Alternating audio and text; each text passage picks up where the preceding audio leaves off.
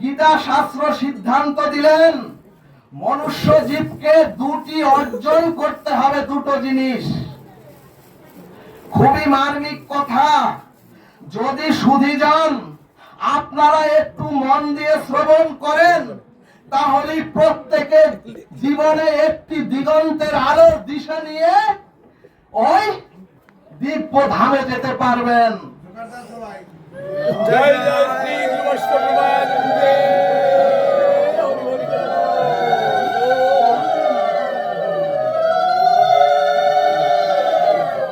সুধীজন, তাহলে ভগবানের সিদ্ধান্ত হলো দুটি। প্রথমটি হলো অহংকার ত্যাগ করতে হবে, আর দ্বিতীয় সিদ্ধান্ত হলো সংযম আসতে হবে। এখানে গোপী শাস্ত্র বললেন অক্ষ ফলং তাদিশহি, অর্থাৎ সুধীজন চোখ সফল হয় ভগবানকে আর এই ভক্তকে দর্শন করলে। কিন্তু সুধীজন এখানে ভাগবত বললেন, ওগো ভক্ত আর ভগবানকে দেখলে শুধু তোমার চোখ সফল হবে, চোখের ফল লাভ হবে, কিন্তু মনুষ্য জীবন তো সফল হবে না। জয় নিতাই গৌর হরি বল। ভাগবত বললেন, ওগো ভগবানকে দেখলেই যদি জীবন সফল হতো, তাহলে ওই দুর্যোধন তো ভগবানকে নিজে কাছে বসে চাক্ষুষ বহুবার দেখেছেন। এখন প্রশ্ন, তাহলে মনুষ্য জীবের জীবন সফল হবে কিভাবে? ভাগবত সিদ্ধান্তে বললেন, ওগো ওগো ওই ভগবান যেদিন আমার দিকে আপনাদের দিকে দৃষ্টি দিবে, সেদিনই মনুষ্য জীবন সার্থক হবে, সফল হবে। বলো না গো রাধে রাধে। সুধীজন, অর্থাৎ যেদিন তোমার অহংকার ধ্বংস হয়ে যাবে, অর্থাৎ গীতা শাস্ত্র বললেন, ওগো যেদিন তোমার জীবনে সংযম আসবে, সেদিনই ভগবান তোমার দিকে দৃষ্টি দেবে। যেমন সমাজে যদি কেউ কিছু মনে করবেন না, ভাগবত দৃষ্টান্ত বললেন টিকায়, সমাজে যদি কোনো প্রতিবন্ধী থাকে, দেখবেন ওই প্রতিবন্ধী অপরের সাহায্য বিনে চলতে পারে না। ভাগবত বললেন অহংকারের প্রকাশ সম্ভব নয়। অহংকারের প্রকাশ কোন লেখনের মাধ্যমে বা কোন সংজ্ঞার মাধ্যমে প্রকাশ সম্ভব নয়। কারণ ওই অহংকার হচ্ছে খোরা। অর্থাৎ সুধীজন, অহংকার নিজ শক্তিতে প্রকাশ হতে পারে না। অর্থাৎ সুধীজন, অহংকার অন্যকে আশ্রয় করে নিজে প্রকাশিত হয়। যেমন আমার খুব রূপ আছে, অর্থাৎ রূপকে দিয়ে অহংকার প্রকাশ হচ্ছে চরাচরে। আবার ভাগবত বললেন, এরপরে যদি বলি আমি খুব পণ্ডিত, অর্থাৎ পাণ্ডিত্যকে অবলম্বন করে অহংকার প্রকাশ হচ্ছে চরাচরে। এরপরে যদি বলি আমি খুব ধনী, সুধীজন, অর্থাৎ ধনের অভিমানকে সাকার করে অহংকার প্রকাশিত হচ্ছে। এক কথায় অহংকার একা দাঁড়াতে পারে না। অহংকার অন্যকে অবলম্বন করে নিজে প্রতিষ্ঠিত হয়, প্রকাশিত হয় এই চরাচরে। কিরকম? আমি ধনী, আমি জ্ঞানী, আমি পণ্ডিত, আমি বক্তা, আমি পাঠক।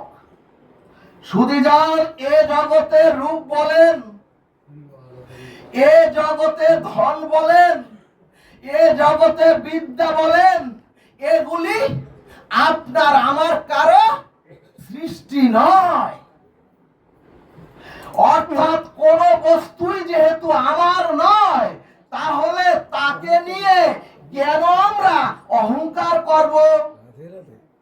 এজন্যই কবি লিখলেন, চিরদিন কাহারও সমান নাহি যায়, আজকে যে রাজাধিরাজ কালকে সে ভিক্ষা চায়। সুধীজন, খবরদার, মনুষ্য জন্ম পেয়ে আমি ধনী, খবরদার আমি পণ্ডিত, আমি পাঠক, এই অভিমান অহংকার যদি থাকে, এই অভিমান অহংকার যদি আসে, ভগবান কোটি জন্মেও আপনার দিকে দৃষ্টি দেবেন না। জয় নিতাই গৌর হরিবল। এজন্যই অভিমানী দুর্যোধনের, সুধীজন ও মাগো, এজন্যই অভিমানী দুর্যোধনের কৃষ্ণ নাম ভগবান শ্রীকৃষ্ণ শোনেননি। যখন অভিমানী দুর্যোধন কৃষ্ণ নাম করত, তখন ভগবান শ্রীকৃষ্ণ কানে আঙ্গুল দিয়ে রাখতেন। অর্থাৎ সুধীজন, যখন অভিমানী অহংকারী দুর্যোধন ভগবান শ্রীকৃষ্ণকে নিজের দিকে, নিজের কোলে আনার জন্য অং কৃষ্ণায় নমঃ অং বাসুদেবায় নমঃ বলে পুষ্প ছুঁড়ে দিতেন গোবিন্দের চরণে, তখন গোবিন্দ বললেন, ওরে অভিমানী দুর্যোধন, তোমার ওই কৃষ্ণ নামেও আমি বসি না, আর তোমার ওই ফুল তুলসীতেও আমি বসি না। তখন কৃষ্ণ আঙ্গুল দিয়ে বললেন, ওরে ওরে, ওতে তো অহংকারের কাঁটা বিদ্যমান, ওই কৃষ্ণ নামে ওই ফুল তুলসীতে অহংকারের কাঁটা বিদ্যমান, আমি ওখানে বসি না, ওই অহংকারের কৃষ্ণ নামে আমাকে পাওয়া যাবে না। সুধীজন, এরপরে আরো প্রসিদ্ধ কথা হলো, দুর্যোধনের 56 ব্যঞ্জনকে ভগবান শ্রীকৃষ্ণ দেখে একেবারে উচ্চ স্বরে বললেন, ওরে দুর্যোধন, আমার কোনো ক্ষুধা নাই। অথচ সুধীজন, সেই ভগবান শ্রীকৃষ্ণ বিদুরের তালপাতার ছাওয়ার গৃহে গিয়ে খাদ্য গ্রহণ করলেন, কলার খোসা খেলেন, আবার ওই গৃহে, তালপাতার গৃহে ভগবান শ্রীকৃষ্ণ রাত্রি যাপন করলেন। জয় নিতাই গৌর হরিবল। এছাড়া সুধীজন, আমার থেকে অন্যজন সুখে আছে বলে, আমার থেকে অন্যজন সুখে আছে বলে কি আমার হৃদয় কি জ্বলবে? ভাগবত বললেন, ওগো, আমার থেকে অন্যজন ভালো টাকা পয়সা ইনকাম করে বলে কি আমার হিংসা হবে? ভক্তগণ, এই অহংকার জলে পুড়ে ছারখার তাহলে হবে কিভাবে?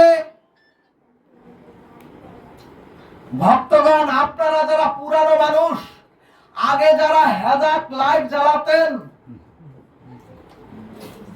সেই হেজাক লাইটের ওই ম্যান্ডেলটি হলো সুতা দিয়ে তৈরি, সুতার নেট দিয়ে তৈরি। আপনারা দেখেছেন সেই ম্যান্ডেলটিকে আগুন জ্বেলে যতক্ষণ ওই ম্যান্ডেলটি জ্বলে পুড়ে ছারখার না হয়ে যেত, ততক্ষণে ওই ম্যান্ডেলটির থেকে আলো প্রস্ফুটিত হতো না, আলোর বিকিরণ ছড়াতো না। সুধীজন, ম্যান্ডেল থেকে আলোর জ্যোতি বের হতো না। ভাগবত সিদ্ধান্তে বললেন, ওগো অহংকার, যখন তোমাদের জ্ঞান, তোমাদের ভক্তি আর দৈন্যের দ্বারা পুরে ছারখার হবে, তখনই আপনার দিকে ভগবানের দৃষ্টি অর্পণ হবে। জয় নিতাই গৌর হরিবল। ভক্তগণ, আমরা শীতে 10টা কম্বল দান করলেও সেই দানের ছবি আমরা পেপারে প্রকাশ করি। ভাগবত বললেন, শাস্ত্র এটাকে বললেন অহংকারের প্রকাশ মাত্র, এটাকে দান বলে না। এরপরে গীতা শাস্ত্রে ভগবানের দ্বিতীয় সিদ্ধান্ত হলো সংযম। সুধীজন, দুটি জিনিসে সংযম না এলে, ওগো ভাগবত বলছে সিদ্ধান্তে, যদি দুটি জিনিসে তোমাদের সংযম না আসে, তাহলে এরকম হাজার লক্ষ বার ভাগবত শ্রবণ করলেও তোমাদের বিবেক জাগৃত হবে না। ভাগবত প্রথম বললেন চোখ, আর দ্বিতীয় বললেন জিহ্বা। এবং সুধীজন, বর্তমান কলিযুগে সব নষ্ট হচ্ছে দুটি রিপুর তাড়নায়। একটি হচ্ছে যৌন, আর দ্বিতীয়টি হচ্ছে খাদ্য। কি বললেন ভাগবত? ভাগবত বললেন, ওগো কলির জীব কিভাবে শুধু ভালো মন্দ খাবে, আর কলির জীব কিভাবে শুধু ভোগ করবে। সুধীজন, কষ্ট পাবেন না। জিহ্বার লালসাকে যদি নিয়ন্ত্রণ না করতে পারেন, মনুষ্য জন্ম প্রাপ্ত হয়ে দুর্লভ মনুষ্য জন্ম পেয়ে, তাহলে ভাগবত বলছে সব বৃথা। ভাগবত বললেন, আহার সংযত না হলে আপনার জীবন রোগে পূর্ণ হতে বাধ্য। অর্থাৎ সমস্ত রোগের মূল কারণ হচ্ছে এই খাদ্য, অখাদ্য খাদ্য। সুধীজন, প্রেমাবতার মহাপ্রভু সিদ্ধান্তে বললেন, জিহ্বার লালসে যে ইতি উতি ধায়, শিষ্ণদার পরায়ণ কৃষ্ণ নাহি পায়। কি বললেন? যার কামবেগ দমন হয়নি এবং যার জিহ্বার লালসা দমন হয়নি, তিনি কোন জন্মে, তিনি কোন কালে কৃষ্ণ পাওয়ার অধিকারী নন। রাধে রাধে। এরপরে মহাপ্রভু বললেন কপট। মহাপ্রভু বললেন, ওরে তোরা কপট। ভাগবত বললেন, এখন একটি প্রশ্ন, কপট কেন বললেন?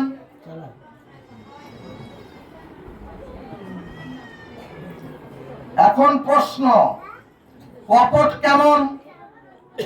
সুধীজন, ভাগবত বললেন, যিনি সত্যকে ঢাকতে চান, যিনি সত্যকে ঢাকতে চান তিনি হচ্ছেন কপট। এখন প্রশ্ন, সত্য ঢাকা কেমন?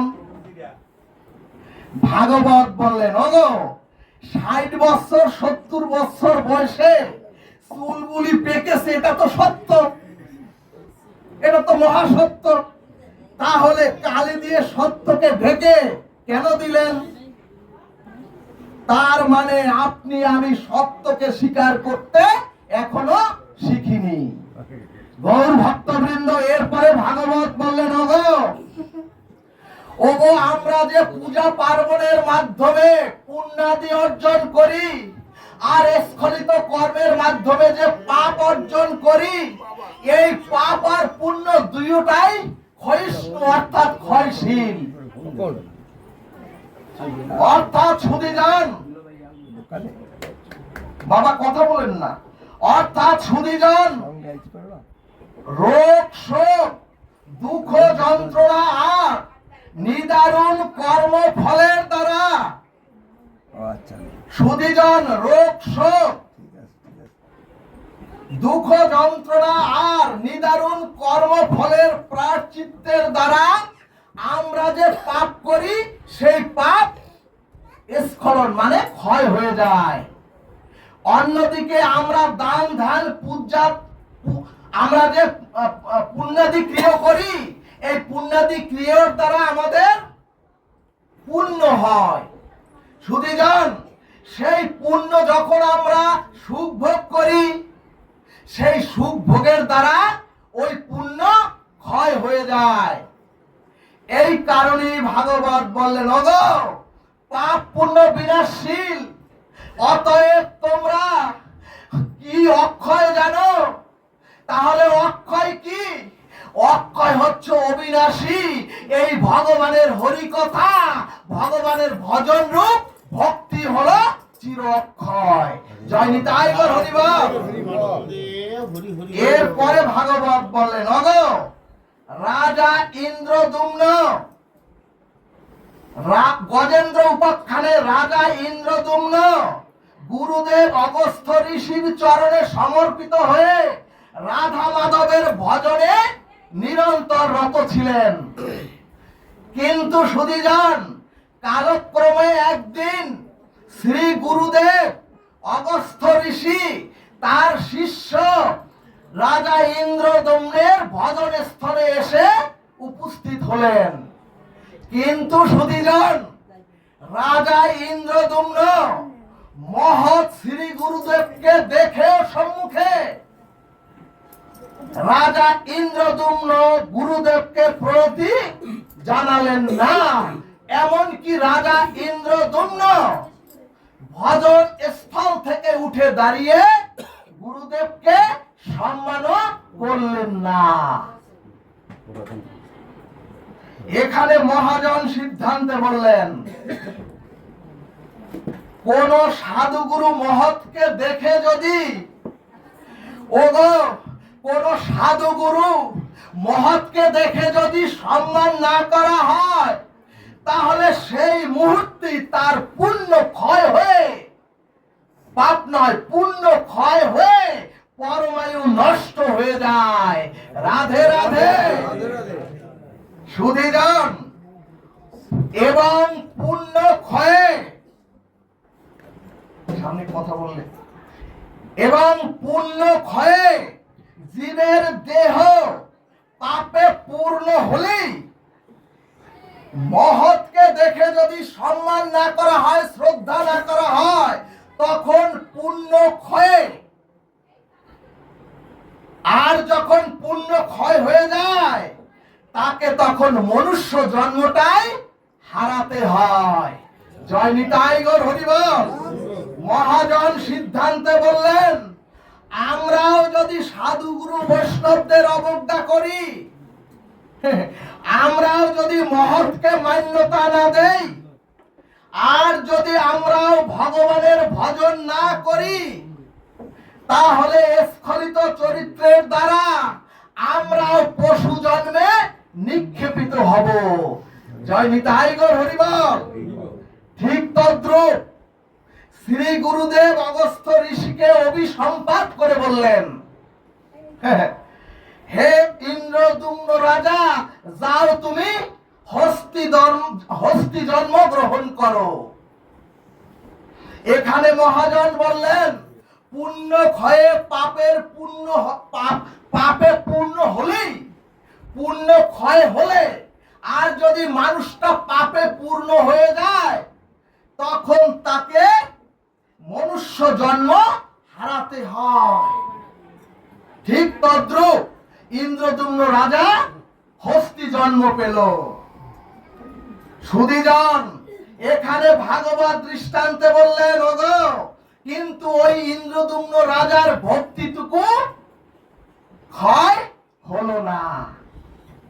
অর্থাৎ যে যতটুকু ভগবত ভজন করবেন এই চরাচরে এসে, আর যে গুরুচরণ আশ্রয় করে রাধা মাধবকে যতটুকু আশ্রয় করবেন আপনার দেহে, সেইটুকু ভক্তি ভজন আপনার নষ্ট হবে না। ভাগবত বললেন, গজেন্দ্র উপাখ্যানে দৃষ্টান্ত দিলেন, যখন সেই গজেন্দ্র উপাখ্যানের গজেন্দ্র ইন্দ্রদুম্ন রাজা যখন সরোবরে নামলেন, তার স্ত্রী পুত্র স্বজনদের নিয়ে, আর যখন সেই গজেন্দ্রকে জলের কুমির তার পা আঁকড়িয়ে ধরলেন কামড়িয়ে। তখন তার স্ত্রী, কন্যা, পুত্র, আত্মীয় স্বজন কিছুক্ষণ চেষ্টা করে যখন সন্ধ্যা হলো, তখন গজেন্দ্রকে মৃত্যুকূপে রেখে স্ত্রী, পুত্র, সন্তান সব যার যার গৃহে চলে এলেন। সুধীজন, আর গজেন্দ্রের যখন শক্তি বল নিঃশেষ হয়ে গেল, আর গজেন্দ্র যখন সর্বহারা হলেন, এখানে ভাগবত সংকেত দিলেন, ওগো ওই সরোবরের কুমিরটাই হচ্ছে কাল বা মৃত্যু। এবং গজেন্দ্র যখন সরোবরের জলে নেমেছিলেন, ওগো ও মায়েরা, যখন গজেন্দ্র সরোবরের জলে নেমেছিলেন, তখন গজেন্দ্র খুব গর্ব করে বলেছিলেন, ওরে দেখ, সন্তান, স্ত্রী সবাইকে বলেছিলেন, ওরে দেখ আমার গায়ে কি শক্তি। এছাড়া গজেন্দ্র বলেছিলেন, এছাড়া দেখো হে জগৎবাসী, আমার সাথে আমার স্ত্রী, পুত্র, পরিজন আমার সাথে সকলে রয়েছেন। যদি কোনো বিপদ ঘটে তাহলে তো এরাই আমাকে রক্ষা করবেন। ঠিক তদ্রূপ সুধীজন, আমরাও সাধু সঙ্গ থেকে যদি দূরে চলে যাই, আমরাও যদি রাধা মাধবকে বাদ দিয়ে, আমরাও যদি মনে করি গোবিন্দকে বাদ দিয়ে, রাধা রানীকে বাদ দিয়ে, গুরুদেবকে বাদ দিয়ে আমরাও যদি মনে করি আমার পাশে বহু আত্মীয় স্বজন, আমার স্ত্রী, পুত্র রয়েছে এবং তারাই আমাকে বাঁচাবে আর তারাই আমাকে রক্ষা করবে, কিন্তু সুধীজন ভাগবত দৃষ্টান্ত দিলেন, ওগো ওই মৃত্যু কুমির যখন আমাদের ধরবে, ভাগবত দৃষ্টান্ত দিলেন, ওগো ওই মৃত্যু রূপ কাল যখন বিভৎস হয়ে আমাদের সম্মুখে এসে দাঁড়াবে, তখন আর পাশে কেউ থাকবে না। এবং সুধীজন, মৃত্যু থেকে কেউ কাউকে কখনো উদ্ধার করতে পারে না, ওই গোবিন্দ বিনে। তখন গজেন্দ্র একেবারে যখন শেষ সময়, যখন গজেন্দ্র একেবারে আয়ু, একেবারে শেষ মুহূর্তে, ওই যে ভক্তিটুকু ছিল পূর্ব জন্মে, ওই ভক্তিটুকুর জোরে যে গোবিন্দের ভজন করেছিল, যে রাধা মাধবের ভজন করেছিল, ইন্দ্রদুম্ন রাজা তাকে গোবিন্দ স্মরণ করে দিলেন। আর ইন্দ্রদুম্ন রাজা ওই গজেন্দ্র তার সুরটি উঁচু করে, অর্থাৎ আমাদের হাত উঁচু করে যখন আমরা হে জগদীশ্বর বলি,